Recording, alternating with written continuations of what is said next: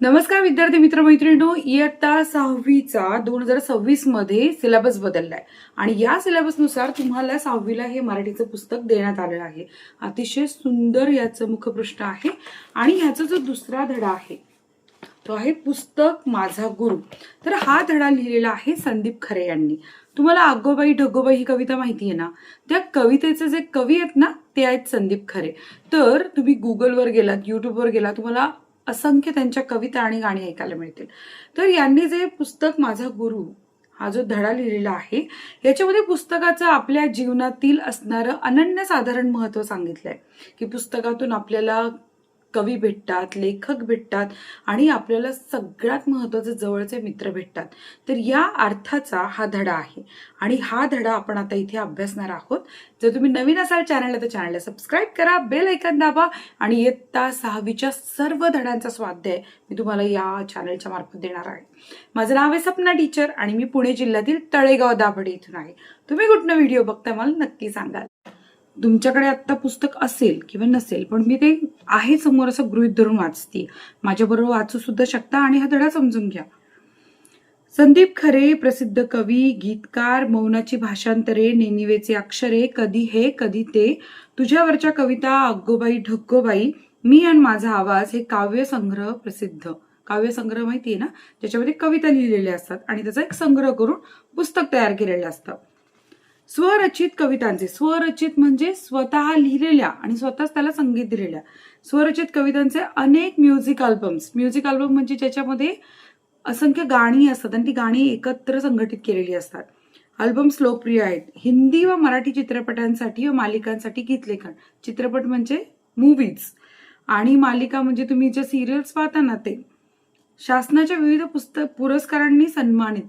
पुरस्कारांनी त्यांना मोठमोठे सन्मान मिळाले शासनाचे. कला व सांस्कृतिक योगदानासाठी पुण्य गौरव पुरस्काराचं नाव आहे.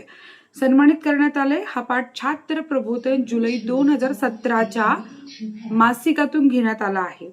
प्रस्तुत पाठातून लेखकाने पुस्तकांचे महत्व विशद करताना पुस्तकांना गुरुचं स्थान दिले. आपण आपल्या शिक्षकांना गुरु म्हणतो, आईला गुरु म्हणतो, तसं यांनी पुस्तकांना गुरु म्हटलंय.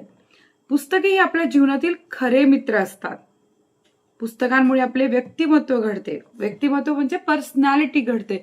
तुमचं वागणं, बोलणं सगळं पुस्तकांमधनं घडतं व जीवनाला योग्य दिशा मिळते. म्हणजे तुम्ही काय करायचंय, पुढे मोठं होऊन कसं जगायचंय याबद्दल. पुस्तके ज्ञानाची खाण आहे. खाण माहिती आहे ना, ज्याच्यामध्ये अगणिक संपत्ती मिळू शकते, तशी ज्ञानाची खाण आहे. आपल्या उज्ज्वल भविष्यासाठी पुस्तकांचे अनन्यसाधारण महत्व हा या पाठातून विशद करण्यात आलाय. विशद करण्यात आलं म्हणजे सांगण्यात आलंय.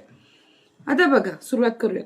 माझी अगदी लहानपणीच पुस्तकांशी मैत्री झाली. म्हणजे ते छोटे असल्यापासून पुस्तकं वाचतायत. आई मला खूप पुस्तकं विकत आणून द्यायची. माझा वाचनाचा वेग चांगला असल्यामुळे पुस्तक पटकन वाचून पूर्ण व्हायची. आता वाचनाचा वेग म्हणजे काय की ज्यामध्ये आपल्याला म्हणजे आपण असं पुस्तक हातात घ्यायचं आणि बघायचं की 5 मिनिटात आपण किती ओळी वाचल्या किंवा 1 तासात किती पानं वाचली, त्याच्यावरून आपला वेग ठरतो. खेळणे विकत घेण्यापेक्षा पुस्तकं विकत घ्यायला तेव्हा मला खूप आवडायचं. ते त्यांच्या लहानपणीबद्दल सांगतात. वाढदिवसाला, दिवाळीला कोणी भेट वस्तू देणार असेल, आपण म्हणतो ना मला एक गिफ्ट मिळालं, त्यांना पुस्तकं गिफ्ट आवडायचं. तर मला पुस्तक भेट दे असं सांगायचं. विकत आणलेली पुस्तकं पटकन वाचून पूर्ण व्हायची. मग आईने ग्रंथालय लावलं. म्हणजे आईने लायब्ररी लावली की आता पुस्तकं किती वाचून पूर्ण केले त्यांनी. ग्रंथालयातून आठवड्याला 2च पुस्तकं मिळायची. पहिल्या 2-3 दिवसातच पुस्तक वाचून व्हायची. अशा वेळी आई खूप वैतागायची. एकदा तर चक्क रद्दीतून किलोभर पुस्तकं विकत आणली आणि माझ्यासमोर ठेवली. लहानपणीच माझ्यावर पुस्तकांचा असा वर्षाव झाला. आता इथे तुम्ही चित्र बघू शकता. वर्षाव झाला म्हणजे काय, पाऊस पडतो ना, असा जोरदार पाऊस पडतो, तसे यांच्याकडे भरपूर पुस्तकं आली. हळूहळू पुस्तकच माझं गुरु बनले. हे कधी आणि कसं घडत गेलं हे कळलंच नाही. 4थीला असताना मला पहिली कविता सुचली म्हणजे काय, त्यांनी ते कविता लिहायचे. तुम्ही लिहिता का कविता?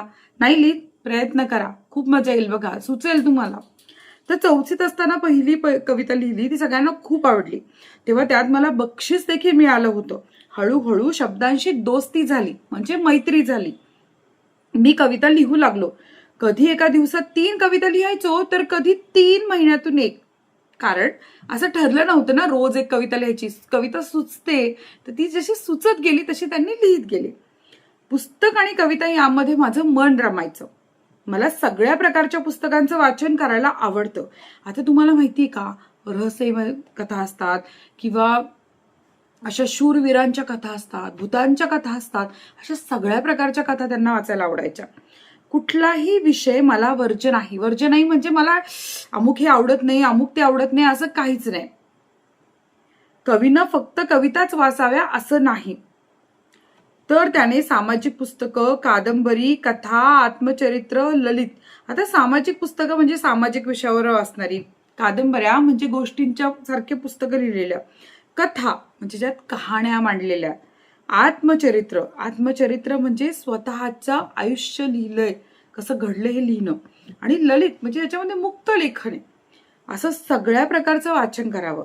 वाचनामुळे शब्दांशी मैत्री होते. शब्दांसारखे शब्द हे किती वेगळ्या प्रकारच्या भाषेमध्ये असू शकतात हे वाचनातून समजतं. हे वेगवेगळ्या लेखकांच्या लेखातून उमजत जातं. म्हणजे आपण जेव्हा वेगवेगळ्या लेखकांचं लिखाण वाचतो तर आपल्याला कळतं की शब्दांची ताकद समजते. आपण सुरुवातीच्या काळात शब्दाला एकाच बाजूने बघतो.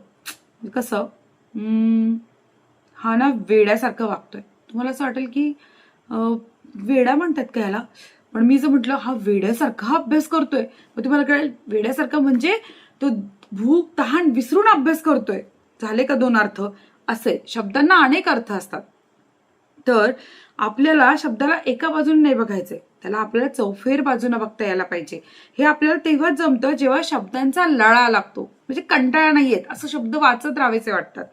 शब्दांवर आपण प्रेम करू लागतो. हे सारं पुस्तकांमुळे साध्य होतं. जर खूप पुस्तकं वाचली तर शब्दांचे, भाषेचे वेगवेगळे आयाम कळतील. आता इथे आपल्याला आयाम म्हणजे सगळ्या बाजूनं शब्दाचा होणारा अर्थ कळेल. मौनांची भाषांतर, कधी हे कधी ते, नेनिवेची अक्षरं, तुझ्यावरच्या कविता, हे कविता संग्रह लिहू शकलो असं कवींना इथे म्हणायचंय. पुस्तकातून खूप लेखकांशी, कवींशी माझी भेट झाली. आता प्रत्यक्ष भेट आहे का, त्यांनी पुस्तकं लिहिली, ह्यांनी ती वाचली आणि त्या मार्फत त्यांची भेट झाली असं त्यांना म्हणायचंय. जसं की तुम्ही आता संदीप खरेंना भेटलायत या पुस्तकाच्या, या धड्याच्या माध्यमातून. संत कवी, पंत कवी, तंत कवी यांची ओळख झाली. यानंतर अनेक कवींच्या कविता वाचनात आल्या. या पुस्तकाचं मी जाणीवपूर्वक वाचन केलं तेव्हा एकच विषय वेगवेगळ्या साहित्यिकांनी कसा मांडला हे समजलं. आता तुम्हाला सांगू का, कधी कधी एकच गोष्ट असते पण आपली आई बोलते, बाबा बोलतात, आजी बोलते, प्रत्येकाचा वेगळा वाटतं ना. तसंच त्यांनी म्हटलं की वेगवेगळे लेखकांनी जेव्हा एकच विषय मांडला तेव्हा तो वेगवेगळ्या प्रकारे समजला. एखादा विशिष्ट लेखक आवडला की त्याचा पाठपुरावा करून मी त्याची अनेक पुस्तकं वेड्यासारखी वाचली. तेव्हा पुस्तकांचा खूप खोल परिणाम माझ्यावर झाला. एकलव्याच्या गोष्टीसारखा. तुम्हाला एकलव्याची गोष्ट माहितीये ना, एकलव्याचा अंगठा घेतला होता ती द्रोणाचार्यांची. माझे दुसरे गुरु म्हणजे मला आयुष्यात आलेले अनुभव. अनुभव म्हणजे काय की आपल्या बरोबर ज्या घटना घडतात आणि त्याच्यामुळे ज्या आपल्याला अनुभव मिळतात ते अनुभव आपल्याला खूप काही शिकवून जातात, आपलं जगणं समृद्ध करतात. माझ्या काही कविता या मला प्रत्यक्ष झालेल्या अनुभवांचं प्रतिबिंब आहे. प्रतिबिंब म्हणजे काय, तुम्ही पाण्यात पाहिलं की तुम्हाला तुम्ही दिसता, हो की नाही, तर ते झालं प्रतिबिंब. तुमच्यासारखेच तुम्ही हुबेहूब पाण्यात दिसता ना, तसं प्रतिबिंब आहे. त्यापैकी एक कविता म्हणजे दमलेल्या बाबाची कहाणी. तुम्हाला माहिती आहे ना किती प्रसिद्ध कविता आहे ती. आयुष्यावर बोलू काही या कार्यक्रमाचे महाराष्ट्रात सतत दौरे सुरू असतात. माझी मुलगी लहान होती तेव्हा दौऱ्यामुळे मला तिच्यासाठी अजिबात वेळ काढता येत नव्हता. कार्यक्रमाहून रात्री अपरात्री म्हणजे उशिरा घरी येत होते रात्रीचे. तेव्हा माझी चिमुकली झोपलेली असायची, म्हणजे त्यांची मुलगी. काही वर्ष अशीच पैसे कमवण्यात गेली आणि एके दिवशी जाणीव झाली की जिच्यासाठी आपण हे सगळं करतोय तिला आपण वेळच देऊ शकत नाहीये. या अवस्थेतून जन्म झाला दमलेल्या बाबाची कहाणी या कवितेचा. आणि ही कविता ऐकल्यावर बऱ्याच लोकांचे डोळे पाणावलेले असायचे. कार्यक्रम झाल्यावर बरेच लोक भेटायचे, म्हणायचे तुम्ही आमचीच व्यथा मांडली. आमची व्यथा म्हणजे आमचं दुःख मांडलं. असंख्य बाबांशी या कवितेच्या माध्यमातून मी जोडलो गेलो. त्यामुळे असे अनुभव माझ्या कवी मनाचे गुरु आहेत. शेवटी मी एकच सांगेन, ज्यांच्याकडून आपल्याला प्रेरणा, विद्या, कौशल्य, ज्ञान मिळतं ते सर्वच आपले गुरु असतात. त्यांच्याबद्दल नेहमी कृतज्ञता म्हणजे थँक्यू फिलिंग पाहिजे. आदर पाहिजे, रिस्पेक्ट पाहिजे.